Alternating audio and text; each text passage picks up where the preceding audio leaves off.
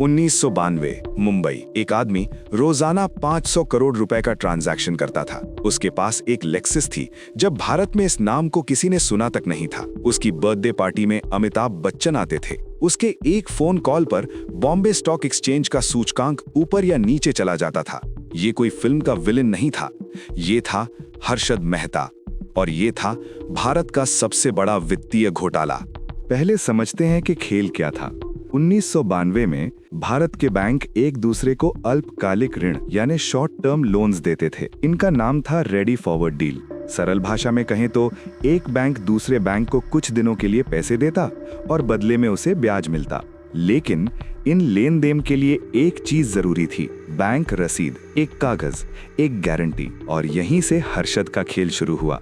उसने बैंकों के बीच एक बिचौलिए का काम शुरू किया। उसने बैंक ए से पैसे लिए, लेकिन बैंक बी को देने के बजाय वो पैसा सीधे स्टॉक मार्केट में लगा दिया और गारंटी के तौर पर दी एक फर्जी बैंक रसीद, कागज का एक टुकड़ा जिस पर 4000 करोड़ रुपए का फ्रॉड खड़ा था।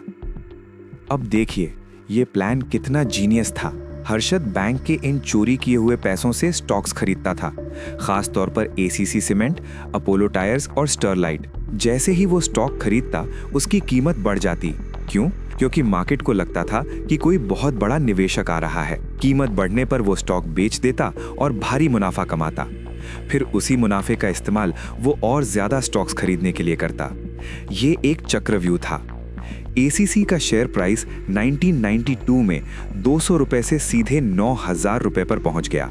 सिर्फ एक साल में पूरा बॉम्बे स्टॉक एक्सचेंज एक बबल बन चुका था और उस बबल के केंद्र में था हर्षद मेहता। और फिर अप्रैल 1992 पत्रकार सुचेता दलाल ने टाइम्स ऑफ इंडिया में एक खबर छापी। सिर्फ एक आर्टिकल, एक पत्रकार, एक सच, और बॉम्बे स्टॉक एक्सचेंज क्रैश हो गया। इंडेक्स एक ही दिन में 570 पॉइंट्स गिरा, जो उस समय का सबसे बड़ा सिंगल डे क्रैश था। निवेशकों की जीवन भर की कमाई खत्म हो गई। बैंक दिवालिया होने की कगार पर आ गए और हर्षद मेहता को गिरफ्तार कर लिया गया। सीबीआई ने 27 आपराधिक मामले दर्ज किए और 72 सिविल सूट। लेकिन दुखद बात यह है कि 9 साल बाद 2001 में कस्टडी में ही दिल का दौरा पड़ने से हर्षद की मौत हो गई।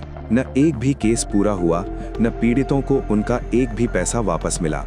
लेकिन रुकिए, ये स्कैम सिर्फ हर्षद की वजह से नहीं हुआ था। इसमें 17 बैंक शामिल थे। रेगुलेटर सो रहे थे। सिस्टम में इतने बड़े छेद थे कि एक आदमी ने 4000 करोड़ रुपए उड़ा दिए और किसी को पता तक नहीं चला। सेबी 1988 में बनी थी, लेकिन 1992 तक उसके पास कोई वास्तविक शक्ति नहीं थी। आरबीआई के ऑडिटर्स थे, लेकिन वे फर्जी बैंक रसीदें पकड़ नहीं पाए। सोचिए, अगर एक हर्षद ये कर सकता था तो सिस्टम में और कितने हर्षद छिपे होंगे। और ईमानदारी से कहूं तो 2024 में भी भारत ने बायजूस का फ्रॉड देखा, नीरव मोदी देखा, शारदा पॉन्जी देखा। क्या वाकई सिस्टम बदला या सिर्फ चेहरा बदला?